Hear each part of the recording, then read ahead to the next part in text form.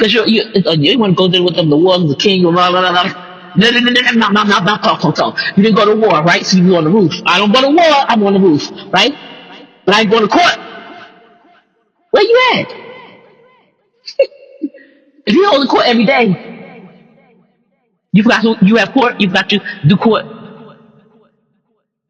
Did you think that all those people that had problems and issues were just standing there waiting for you?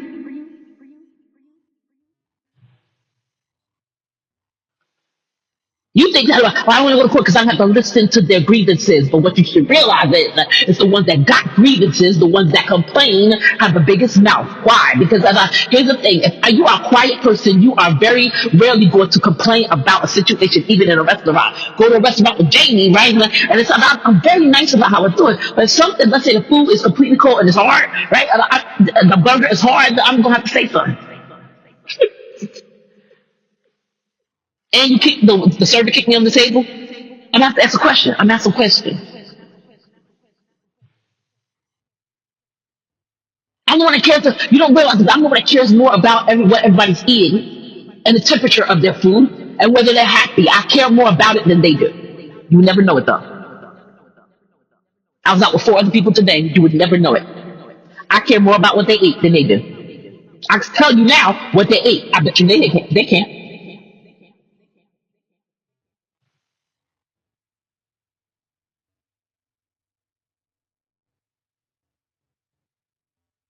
I care.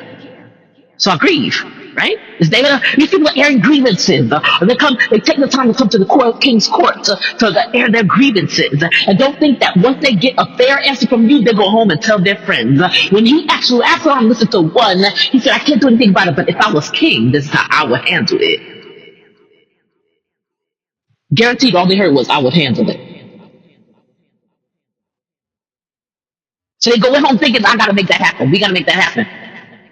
They can't enough to come to court, right? So they can grieve, right, before you, even if you can't do anything. I always like to just hear somebody say, I care about you. They turn around and they leave, and what they do is they tell everybody. I'm always talking about, I talk about my pastors all the time. I always talk about Pastor David. I tell the Jehovah's Witness person about Pastor David. Down the street, I'm talking to her. I tell about Pastor David. And my pastors. I thought, come on. I got a big mouth. Get me on your team. I promise you, you'll be happy because I got a big mouth. Alienating me because I'm grieving, alienating me because I'm bringing grievance before you. It's not the smartest thing to do because if you get me happy, if you keep me happy, I will make things great for you. I will always defend you.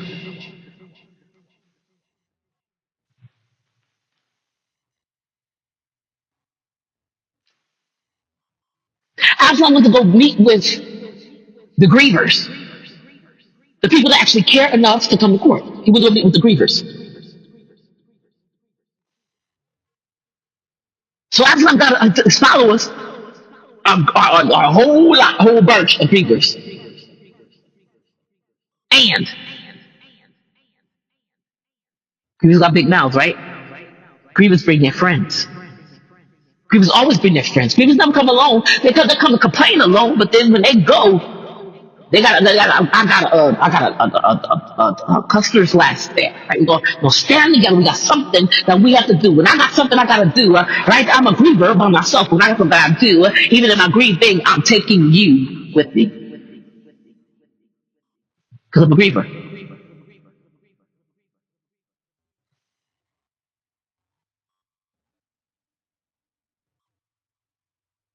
A griever will have that finger on the pulse of this country.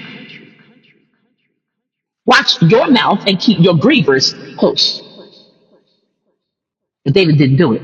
What David did was when the grievers came, you don't realize where your kingdom comes from. Your kingdom is always made up of supporters. And when the grievers came, you ignored them. So when Solomon said, I can't help you, right, because of the fact that I'm not the king, but if I were king, then here's what I would do, right? He's taking your kingdom, right, by taking your grievers from you.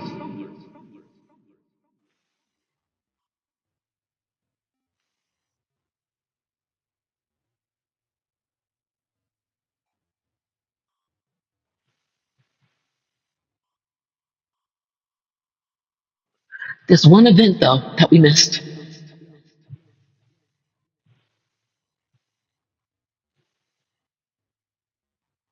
One event that seems very small, but it's very large, right?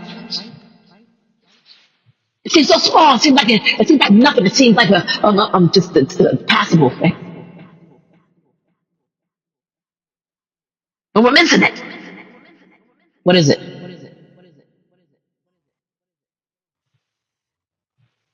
I'll tell you right now, it's the barley.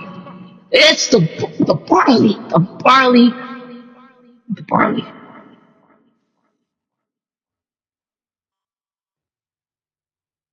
I was at a restaurant in Jersey with, I'm like, wow, I need to stop hanging out in restaurants. But I was at a restaurant in Jersey with a friend, and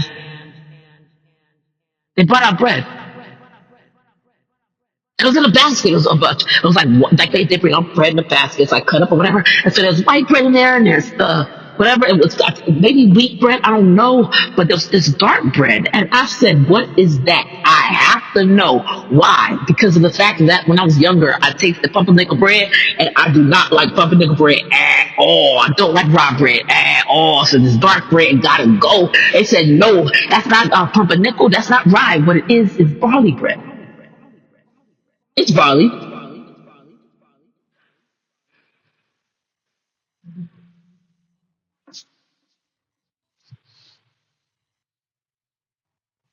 Barley is known as that's not pumpernickel, but if it had a name like that, it would be pumperpenny. Because barley was poor man's bread. Poor man's bread. If you poor, you got barley. You ain't got no I have Peters in the kitchen. I don't really even eat bread. I'm like Peters. I eat bread from out people like I just had a sandwich with honey in them, but I'm not buying no bread to keep in my house. Wow, I can buy Peters. More expensive? Yes. Better for you? Yes. More dietary fiber? Yes. That's why. Because I'm about Peters better. And if pumpernickel was the pumpernickel, then barley would be the pumperpenny, wouldn't it? Because cheap. And barley is cheap, right? It's cheap to make. I think they make it with dirt. I don't know, but it's poor man's bread. But it is bread nonetheless. I don't care if it only costs a penny. Give it to me. I will eat it right now. I'm not asking the bread and doing an interview with it and asking the bread how much it will charge me to eat it or how much the person that made it charged it to be what it was. I just want to know that it's brown bread. The funny thing is, barley, right? Because rye and pumpernickel, I think they actually taste a little bit, they cost a little bit more, but because they taste different as well. But barley is just as dark bread, right? And barley tastes like white bread to me. I remember it just tastes, I'm like, this is pretty good. Barley bread. And it's cheap. The restaurant, they have a basket of bread, and I think it's like two pieces of barley in there.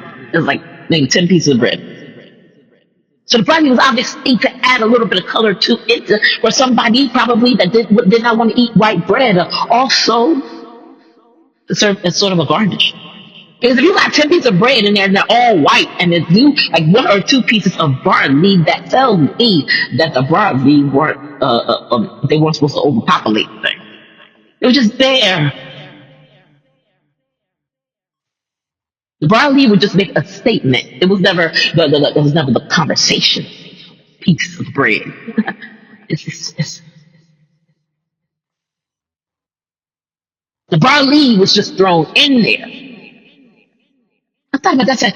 How many people feel thrown into where they are? Better yet, how many of you can agree with me that Absalom, Amnon, and Adonijah felt thrown in to this situation? Thrown in, just wham, thrown in. I feel that way often when I go to church. I look at the families there, and I'm like, God, what were you doing? So you just threw me in with them? Couldn't you have put me with them? I was the Barney of the situation. I was thrown in. I was placed there. I tell you how I would know because I have no communication with the people that I call family. I have no communication with them at all.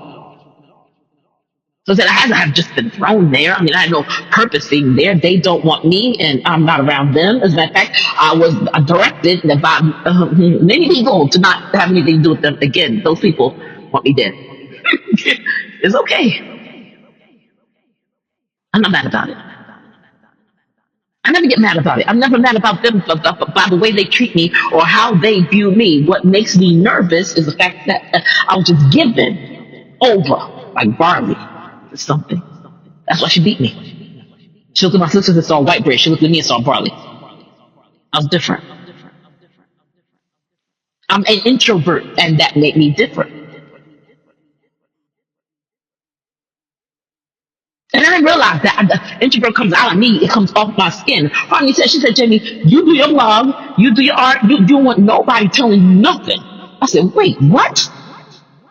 She's like, yeah. She's like, a lot of the stuff you do, it puts you in the isolation state. She's like, you show people stuff and you share with them, but you don't want people telling you stuff. And I said, wait a minute, that's not me. And I thought to myself, yes, it is.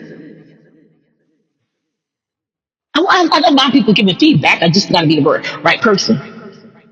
It's got to be somebody that knows something about it. I'm Thomas Kreiner. He's guiding me through setting up my web pages and getting my stuff together for art. It's got to be somebody that knows something about it.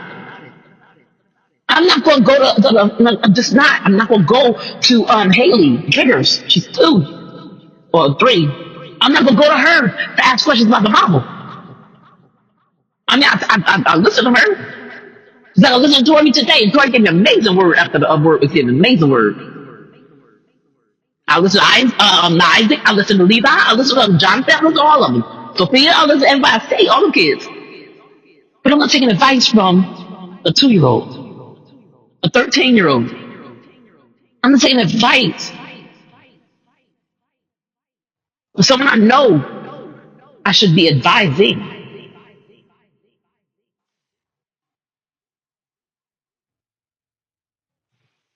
I pray for those people. But God said, stay away from them. I said, yes, Lord, bye. Because I never fit in with them. Being at home, being there, I never fit in with any of them. They put me out of their lives and did things over without me on purpose because I never fit in with them. And now they call themselves doing tough love on me, right? Because if they stay away from me long enough, don't say nothing to me, then they'll have great lives without me, and then I'll be destitute without them. They're waiting for me to become destitute. I know because Samantha told me. And she didn't have to. I grew up with them. How do you love somebody that's waiting for you to become destitute? That's betting the money on when you become destitute. I can't help you with the salvation message because you're waiting for me to become destitute. You're waiting for me to become destitute, and I'm waiting for you to be at the point where I can speak to you. I'm not asking you to become anything. You're waiting for me, though, to become destitute. We are both waiting. Question is, only one of us is waiting on what God says.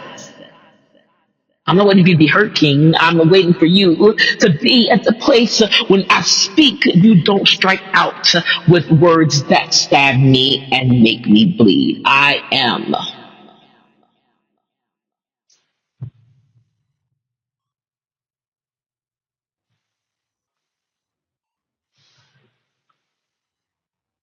And I kept thinking while I was here, I said, why do people run from me?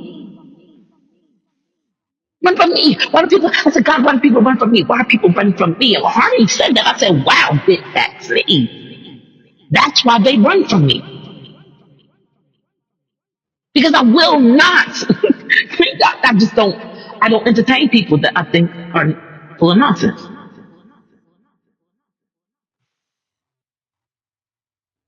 and you don't know more about what I am looking into than I do, I won't acknowledge you. It's just the way that I'm made up. I've done it. I had to catch myself a couple of times, right? Because I've done it and I did not need to be rude. It can come off rude, but I just don't know. I cannot acknowledge you. Listening to you is a waste of time for me while somebody's walking by that can truly help me. And so I must step away for a moment and start talking to the white bread that's walking by me and leave you, the barley, alone. Isn't that crazy?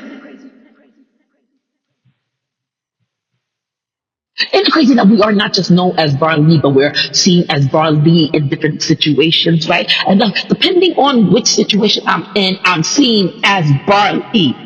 And there are times when I'm looked on and looked upon as barley when I am not barley at all. People don't get it. What I am is Christ driven.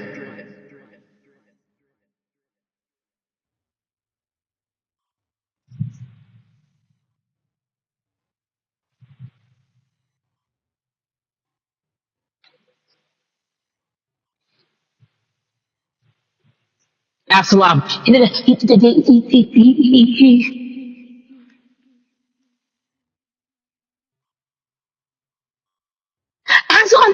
Absalom put a fire to Joab's barley field. And here's the thing.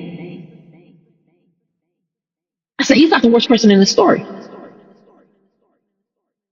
Because everybody is, a sword is swinging, and a sword only swings in a house when people start acting on responses. Nobody's talking, but they're acting on responses.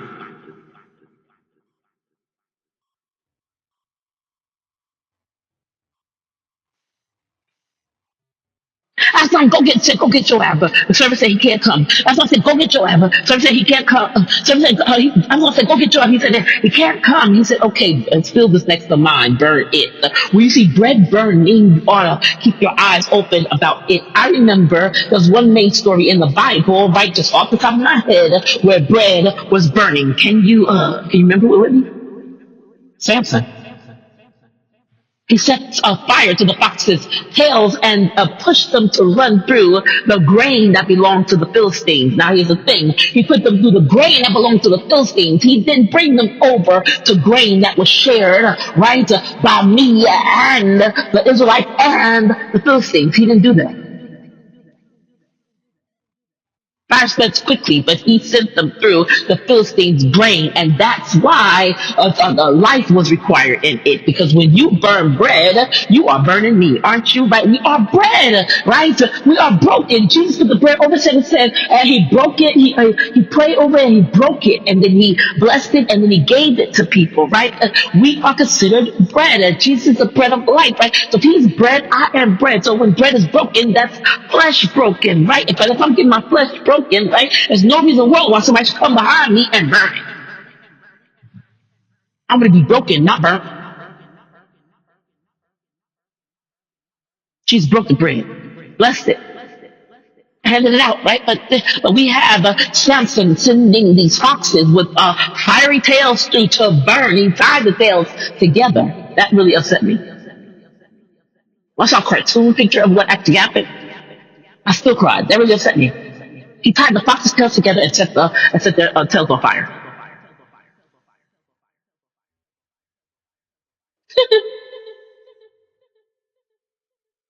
We're supposed to break bread, not burn it.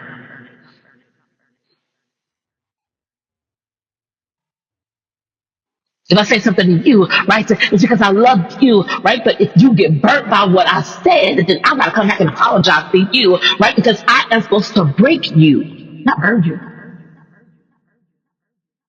It's beautiful, right? Because you're talking, my foot started swelling up and I had to keep getting up out the chair at Panera. And we were on one of those high tables, so I keep getting up out the chair because my foot gets swollen up. That's the foot with the screw in it. It's the way my foot reacts to, hey, I don't like what you're doing right now. My foot was broken. But the only place I have a scar is this tiny little scar next to my ankle, where that man shoved that screw into my foot. That's the only place where I have a scar. Tiny little scar. But that was a scar left from surgery. That man cut me open and put a screw in me. That was left from surgery. That was not left from the break.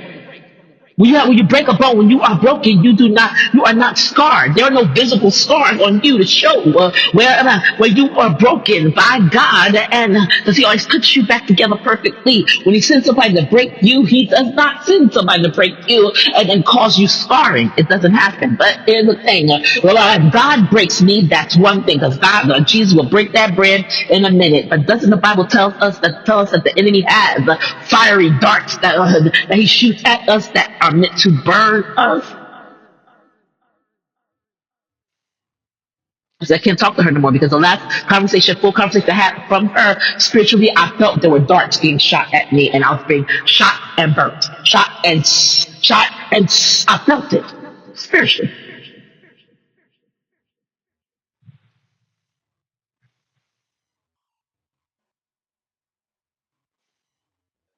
The enemy will go back. It's a fiery darts, right? The enemy will burn me, but Jesus breaks me. It won't wound me, right? And it's all used by God. It's all usable by God. It's all used by God, right? But Jesus breaks me. The enemy burns me. And the one thing, the way that I know what's going to happen or who did it is by the fact that there's no scar. Jesus breaks, the enemy burns. God never scars. God will use it all.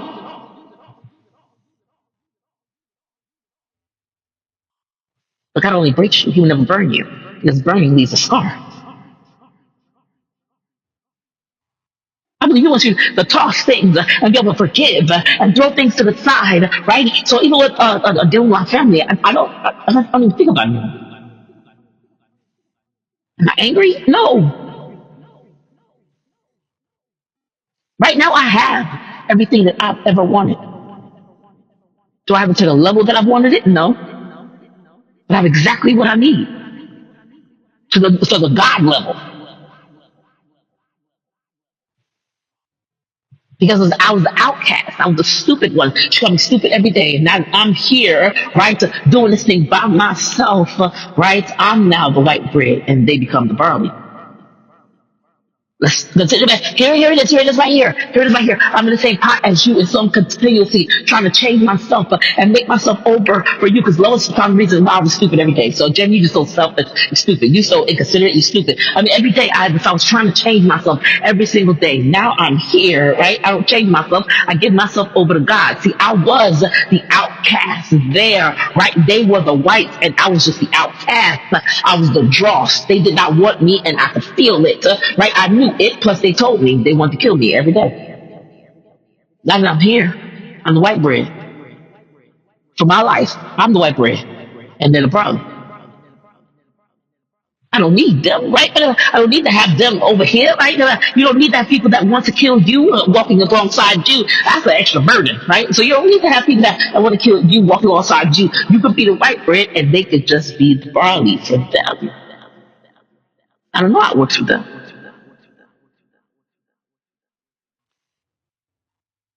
I'm looking for healing, because when I was with them, they burnt me. They didn't break me.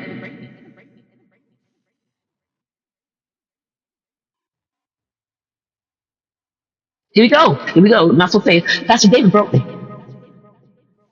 Yeah. Yeah, he did. But there are no scars. Those people burnt me. And there are scars that I couldn't move forward in art and certain things and doing certain parts of art pieces, because I could not let them go. They were like a constant reminder of themselves to me, and I could not move forward in what God was having me do, even artistically, right? Because I could not let them go. There's a burning, but also a beckoning. Come back to us so we can burn you again. Absolutely not.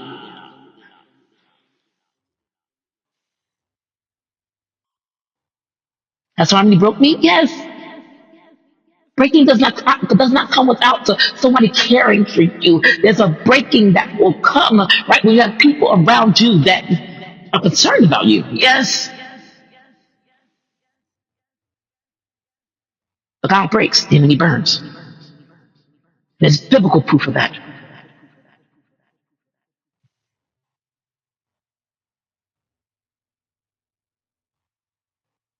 So when I see burning bread, I immediately think burning flesh.